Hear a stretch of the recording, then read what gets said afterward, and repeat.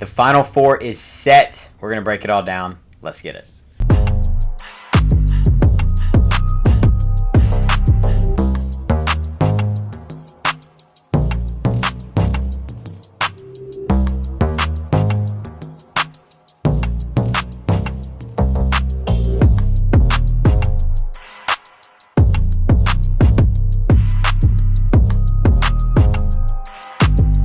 Alright, what's up everybody, and welcome back to another video. The Final Four is officially set for 2026 in Indianapolis. Coming out of the East officially is UConn. Coming out of the South is Illinois. They will be playing each other for a chance to the national title game. And then coming out of the West, Arizona, and coming out of the Midwest, Michigan. They will be playing each other for a trip to the national title game. All right, so first we're going to recap the Sweet 16 and Elite 8 games because I haven't seen y'all since then, and then I will make my official picks for the Final Four games and the championship winner. So let's get straight into it. All right, let's just kind of go down the line here. We can start with some of the games that weren't as great. Arizona, Arkansas. Arizona genuinely, and I will talk about them later in length, but they look so freaking good. They are playing at the same level as Michigan is right now. They're both playing at such a high level, and they can both genuinely win national titles. They just have to get through each other. They've been the two best teams all year. They are the two best teams in this tournament. And Arizona dismantled Arkansas. Darius Acuff got his. No one else could really do anything. Arizona's size was way too much. They scored 110 points. Moving on. Texas, Purdue. This game was wild. Purdue was actually really good and efficient, but Texas just hung in the game, which they've been doing the whole tournament. Obviously, how they got to the Sweet 16. Tremont Mark was amazing in this game. He was 11 for 15. He had 30 points. He was awesome. But then the starters for Purdue were just incredible. And then obviously at the end, the final score for this one was 79-77 Purdue. And at the end, Braden Smith was really, really smart. He had an opportunity to hit a game winner, but he goes up with it with enough time on the clock for there to be a tip-in. And it worked. And Braden Smith missed, and it went perfectly to Trey Kaufman-Renn, and he just tapped it on up there, and it went straight through. Texas had 0.5 seconds or something, or maybe 1 second. And they obviously couldn't hit a tough shot. So Purdue moved on. In another game that's just grind it out. Michigan played Bama. Once again, another game where Michigan just looked really, really good. They took Alabama out of transition, and they were still able to play in transition, which I thought was really impressive. Yaxel Lindenborg is genuinely playing probably the best guy in this tournament right now. I think he went 8 for 12 from the field. Let me fact check that. 8 for 12 from the field. He had 23 points. He went 4 for 5 from 3. He had a double-double. He had 12 rebounds. He was pretty incredible. And Elliot Cadeau was finally a guy who kind of stepped up. He took a lot of shots, which is kind of what I want to see, though. Because, Elliot Cadeau is so freaking talented that he could take over a game if he gets to that point. We just haven't really seen it much of the year. Because there's so many guys on Michigan, and they play big ball. They play through their big boys. So guard play really hasn't been a big struggle so far for Michigan. But it could come up in the Final Four. Tennessee, Iowa State. No Joshua Jefferson in this game for Iowa State. An All-American, one of the best players in the country, one of the most underrated players in the country. I really thought there was a chance he could suit up in this one, but he did not, and Tennessee's size was just way too much. Felix Okpara was awesome. Gillespie was awesome. Tennessee looked really, really good, and Iowa State just did not have enough in the tank. They didn't shoot well. Momcilovic just got taken out of the game. Tamin Lipsey couldn't really do much, but that's another sad thing, seeing Tamin Lipsey, his last game, obviously an Ames, Iowa native. He's played there for 4 years now. He loves Iowa State. That's the dark side of March that we always talk about, the losers. And Tamin Lipsey, that was a pretty sad one. Illinois, Houston. Dude, this game was insane. The score at halftime was 24-22, and it was happening at the same time as the Arizona-Arkansas game. And that halftime score was 54-44. It was crazy.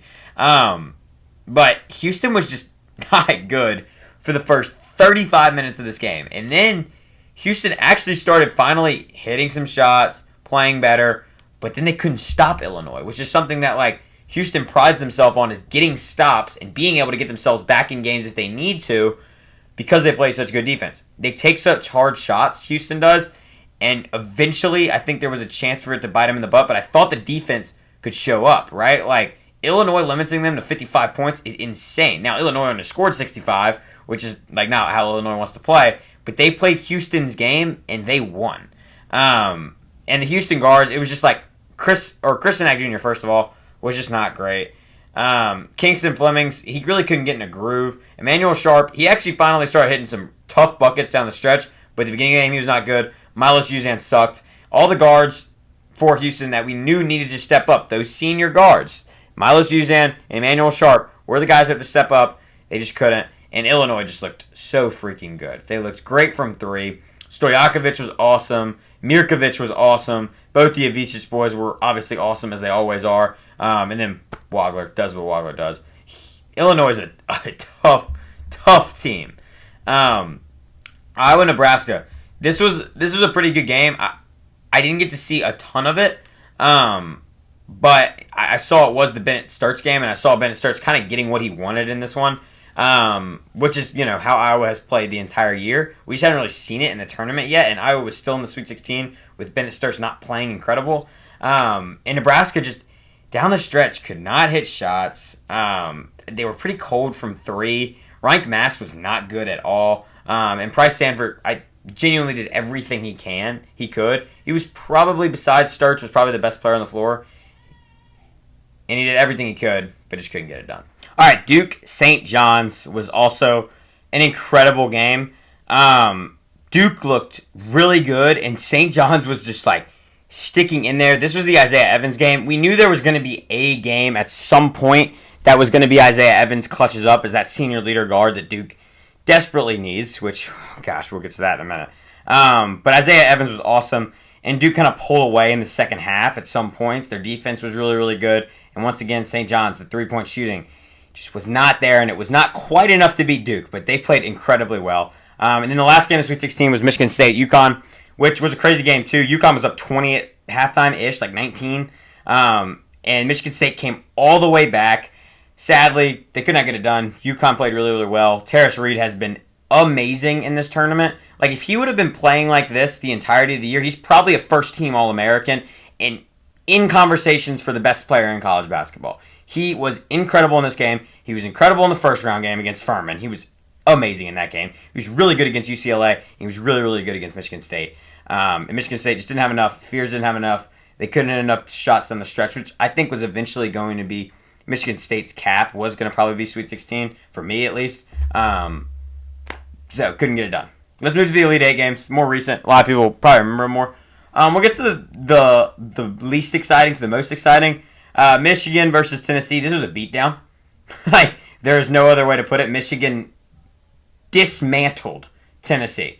It was honestly really sad. Tennessee couldn't hit shots. Nate Ament was horrible. They were all in foul trouble because Michigan's so freaking big. They start 3 6'10" guys. Like, Michigan showed their strength in this game and showed why, yeah, we're playing like the best team in the country right now. But then you go up to the West and you see, okay, Arizona, Purdue. Purdue's up 7 at halftime. How is Arizona going to respond? They are a national title contender. They want to win a national title. They have not been to a Final Four since who knows how long. Like, it's been a minute. There hasn't been a West Coast team that has won a national title since them back in like 97 or 98 or whatever it was. Like, you're in a really bad spot. How do you respond? Tommy Lloyd goes, hey, y'all respond. Tommy Lloyd really didn't say much to him in the locker room. This is what he said after the game. He said that was a player's decision, and they did it. And that is what's so impressive is they have that players-only meeting at halftime, at the end of halftime, and then they come out and they just work Purdue in the second half. Not work, but Arizona like came back once they got into a tie game. Once they were going up 2, 3, 4, 5, 6, like then it was like, oh, okay, Arizona's going to go take this one. And I think what's really cool about that is Arizona obviously has so many senior leaders, right? Or not so many, but they've got Jaden Bradley, who's one of the best guards in the country and is that senior guy. They've got Del Orso, who's a veteran guy. But then they also have the freshmen, right? Like Braden Burries. First of all, has not played like a freshman in this tournament. He's been awesome. He hasn't played like a freshman all year. Koa Pete, that dude is not a freshman. Like, he's a freak of nature. Mo Krivas is obviously amazing.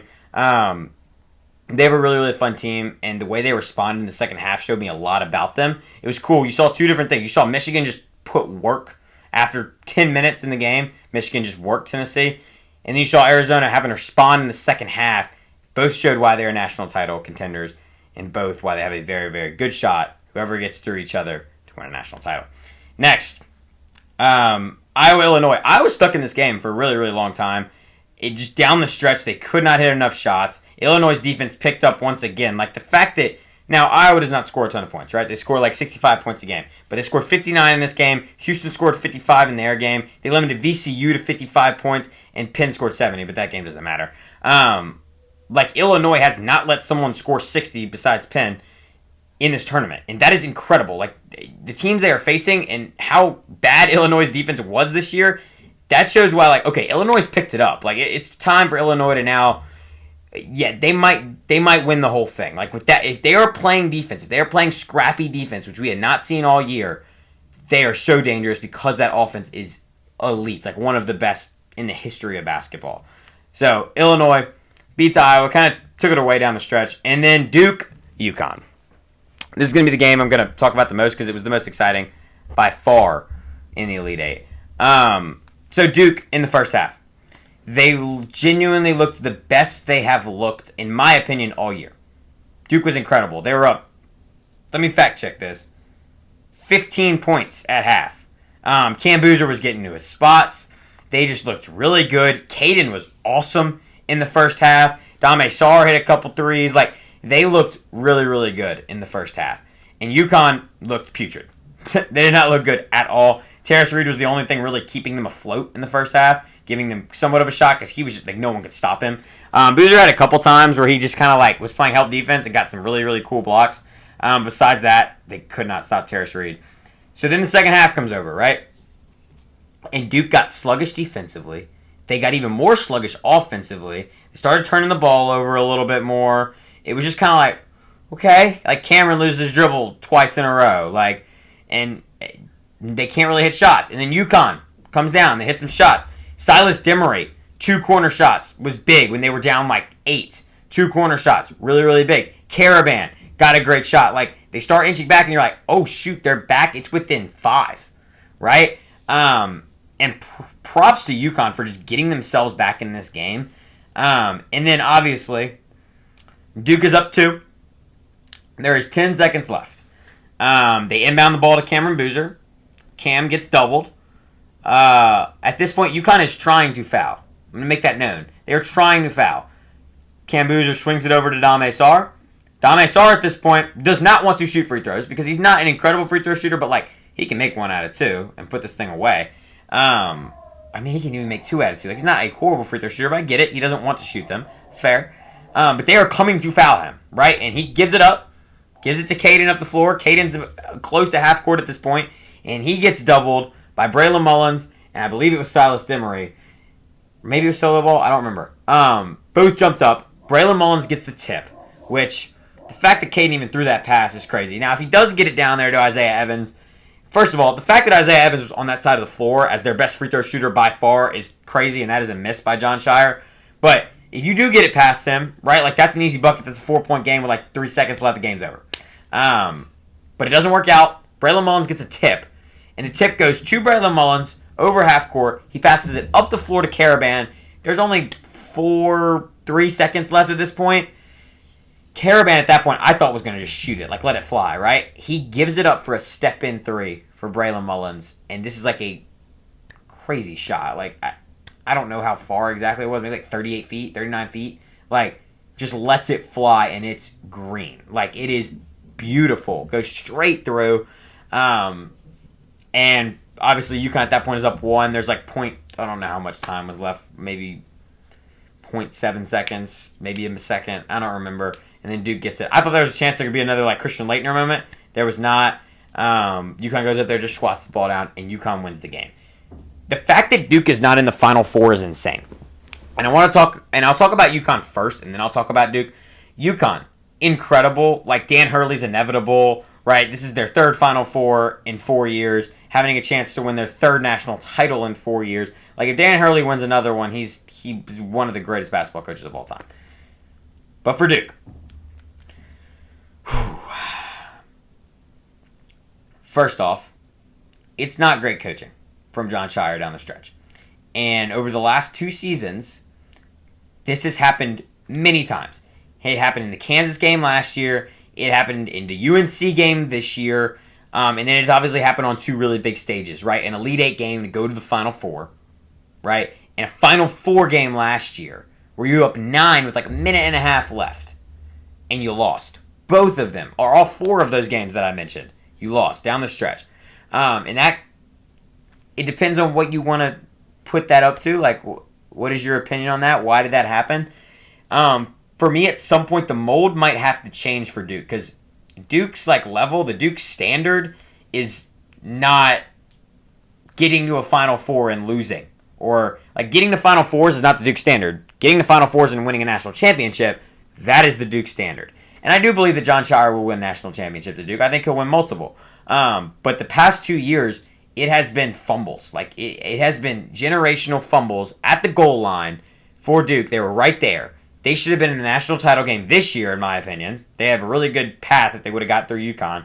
And they should have been in it last year. Duke should have won the national title last year with the team they had. This year, once again, had some of the best talent in the country and could not get it done because of dumb things they do at the end stretches of games. And once again, that comes down to the mold that they have built. Is it the freshmen?